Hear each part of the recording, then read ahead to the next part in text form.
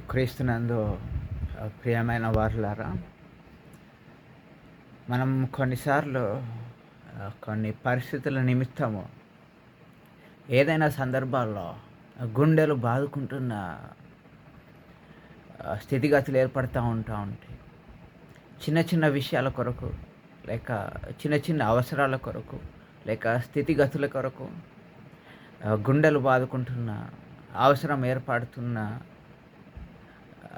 సమయాల్లో మీరు గుర్తుపెట్టుకోవాల్సిన ప్రాముఖ్యమైన విషయము, మీ పరిస్థితికి ఒక మాట గలదు. మీ పరిస్థితికి ఒక మాట కలదు. సో ప్రతి పరిస్థితి నుంచి బయటపడడానికి కేవలము ఒక మాట ద్వారా బయటికి రాగలుగుతామనే విషయము మనము గ్రహించుకోగలిగిన వారంగా ఉన్నాం. అందుకోసం మీరు నాతో కూడా మత్తయి సువార్త 11వ అధ్యాయం మీరు తీసినట్టయితే, లేక ఆ విషయాల్ని మీరు చూస్తూ ఉంటే, చాలా ప్రాముఖ్యమైన వాక్య భాగము మత్తయి సువార్త 11వ అధ్యాయంలో చాలా సుపరిచితమైన వాక్య భాగం మనందరికీ కూడా. సో 11వ అధ్యాయంలో మనము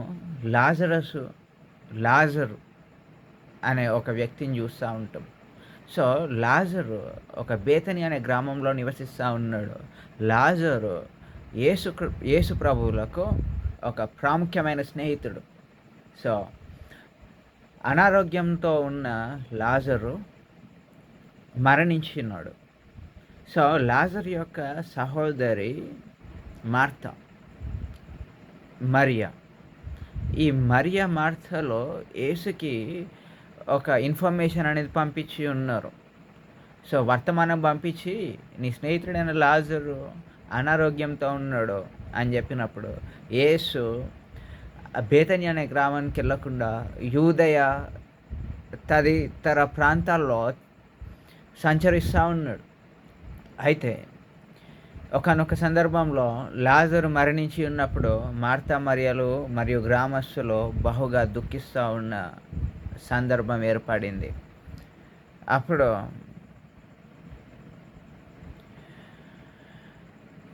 యేసు ప్రభువు చాలా మిక్కిలిగా ప్రేమించిన వ్యక్తి లాజరు. అందు నిమిత్తం అతని సోదరులు ఈ వర్తమానాన్ని అతని యొద్దకు పంపారు. ప్రభు, ఇదిగో నీవు ప్రేమించిన వాడు అనారోగ్యంతో ఉన్నాడు.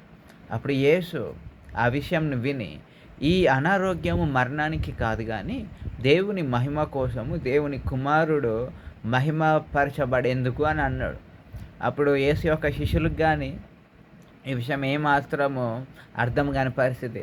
కొన్ని స్థితిగతుల్లో మనం ఎందుకు ఆ స్థితిగతుల్లోంచి వెళ్తూ ఉన్నామనే విషయము మనము నిన్న మనం మాట్లాడుకున్న ఒక విషయంలో సందర్భంలో నీ కోసం ఒక సమయం ఏర్పాటు చేయబడి ఉంది, లేక సమయం కోసము నిన్ను దేవుడు సిద్ధపరుస్తూ ఉన్నాడు అనే విషయాన్ని మనం ఎస్తేరు గ్రంథము 4వ అధ్యాయము 13వ వచనంలో మనం తెలుసుకొని ఉన్నాం. సో మనము కాల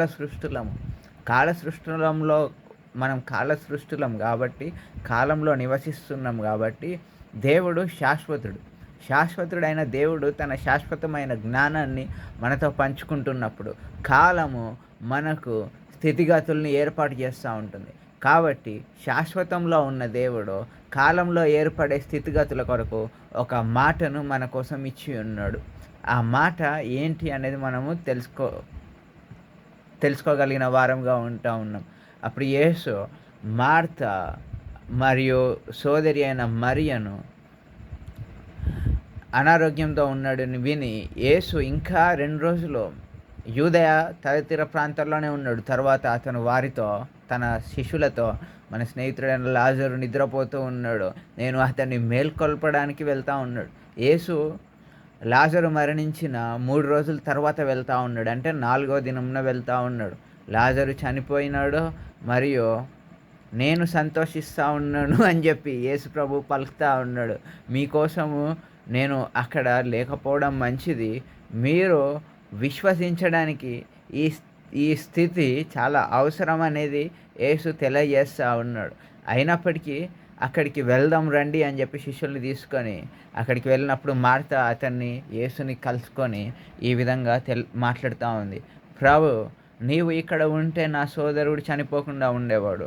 ఇప్పుడు కూడా నీవు దేవుని నుండి ఏమైనా అడిగినా దేవుడు దానిని నీకు ఇస్తాడు అని చెప్పి ప్రభువు పలుకుతా ఉన్నాడు. యేసు ఆమెతో, నేనే పునరుద్ధానము మరియు జీవము, నా యందు విశ్వసించిన వాడు చనిపోయినప్పటికీ నిత్యముగా బ్రతుకుతాడు, నా యందు జీవించి విశ్వాసం ఉంచువాడు ఎన్నటికీ చనిపోడు, నీవు ఇది విశ్వసిస్తున్నావా అని చెప్పి మార్తను యేసు ప్రశ్నించాడు.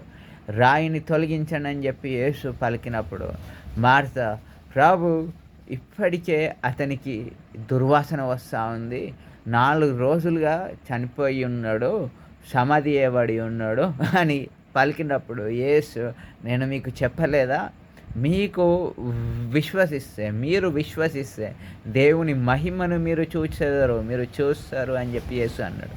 అతడు సమాధి వద్ద బహుగా ఏడ్చాడు.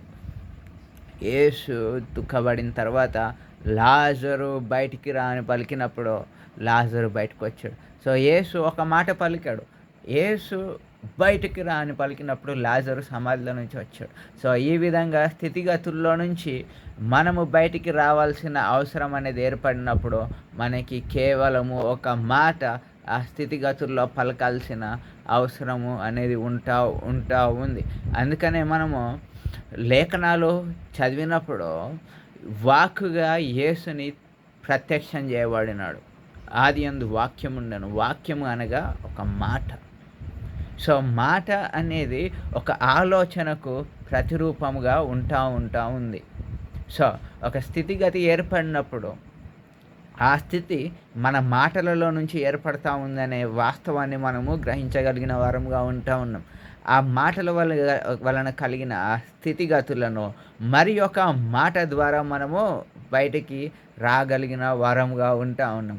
కాబట్టి మాట అనేది ఒక ఆలోచనకు ప్రతిరూపము. కాబట్టి మాటకు సృష్టింపగలిగిన శక్తి ఉంది. అందుకనే దేవుడు ఈ సృష్టిని సృష్టించినప్పుడు అక్కడ వెలుగు కలుగును గాక అన్నప్పుడు వెలుగు కలిగినది, అక్కడ నీరు కలుగును గాక, భూమి నుండి నీరు వేరవ్వబడును గాక అన్నప్పుడు భూమి నీటి నుంచి వేరుబడినట్టు మనము చూస్తూ ఉన్నాం. కాబట్టి క్రీస్తు కలిగిన మనసు మనం కలిగి ఉండడం అంటే, ఆ మాట అంటే క్రీస్తుకు పోలిన మనసు మనకు ఉండడము కేవలము యేసుక్రీస్తు రక్తము చేత మనము రూపాంతరపరచబడి క్రీస్తు కలిగిన మనసును కలగడం అని అంటే దేవుడు మాట్లాడుతున్న మాటలను మనము పలకగలగడం, దేవుడు ఆలోచిస్తున్న ఆలోచనలో మనము ఆలోచించగలగడం. అందుకనే కాల సృష్టులమైన మనతో దేవుడు ఒక నిత్యమైన నిబంధనను ఏర్పాటు చేసి ఉన్నాడు. యేసుక్రీస్తు కలువరి రక్తము ద్వారా, ఒక రక్త ప్రమాణం ద్వారా మనము శాశ్వతమైన జ్ఞానములో, శాశ్వతమైన కృపలలో, శాశ్వతమైన నిరీక్షణలో మనము కూడా పాలువారిగా ఉన్నాం.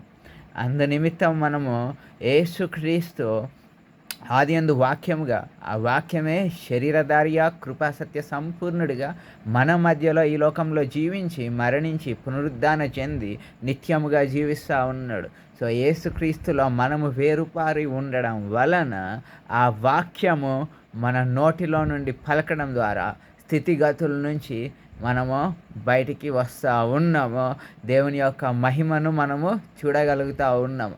సో మాట, వాక్కు అనేది ఆలోచనకు ప్రతిరూపము. మనము స్థితిగతుల నుంచి బయటికి వస్తూ ఉన్నాం కేవలము మాట పలకడం ద్వారానే. యేసుక్రీస్తు లాజరు బయటికి రా అన్నప్పుడు లాజరు సమాధిలో నుంచి బయటికి వచ్చాడు. అందుకని there is a word for your situation. ప్రతి స్థితి కూడా ఒక మాట కలదు అనేది మనము గుర్తుపెట్టుకోవాల్సిన అవసరం అనేది ఉంది. అందుకనే మనము క్రీస్తు యొక్క నిత్యమైన ఆ రక్తముతో మనము పరిరక్షింపబడి ఉన్నాము. మనము వ్యర్థమైన మాటలు, వ్యర్థమైన ప్రణాళికలు, వ్యర్థమైన స్థితిగతుల నుంచి లేక ఆచరణల నుండి మనము విముక్తి చేయబడి ఉన్నాము. మనము నశించే వెండి చేత కానీ బంగారంతో కానీ విమోచన పొందలేదు, కానీ క్రీస్తు యేసు యొక్క విలువైన రక్తంతో, ఆ రక్తం చేత మనం పరిశుద్ధీకరించబడి మనము జస్టిఫైడ్, మనము రూపాంతరపరచబడి ఉన్నాము. అందుకని యేసుక్రీస్తు మనలను కొన్ని విషయాల నుంచి బయటికి రావడానికి క్రీస్తు యొక్క మనస్సు మనకి ఉండవలసిన అవసరం అనేది ఉంటా ఉంది. సో, ఈ స్థితిగతులు అనేవి మనల్ని విరగ్గొడతా పడతా ఉంటాయి. సో, మనం ప్రతిసారి విరగొట్టబడతా ఉన్నప్పుడు మనము ఇతరులకు సేవ చేయడానికి మనము ఆవిష్కరింపబడతా ఉన్నాం. సో, ప్రతి స్థితి గూడా ఒక మాట గలదు. మనం ప్రతి స్థితిలో గూడా విరవగొట్టబడతా ఉన్నాం. మనం విచ్ఛిన్నం జేయబడతా ఉన్నాం. మనము కుమిలిపోతా ఉన్నాం, దుఃఖిస్తా ఉన్నాం. ఇతరులు దుఃఖంలో ఉన్నప్పుడు మనము ఆదరణగా ఉండుటకు ఈ స్థితిగతులనేవి మనకు ఉపయోగకరంగా ఉంటా ఉన్నాయి. సో, ప్రతి స్థితికి గూడా ఒక మాట కలదు. యేసుక్రీస్తు ఈ మాటలను దీవించునుగా